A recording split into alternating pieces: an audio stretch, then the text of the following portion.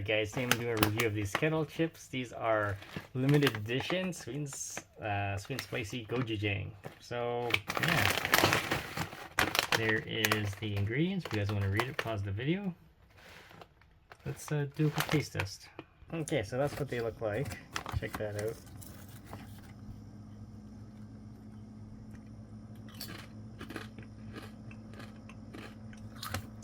Okay, so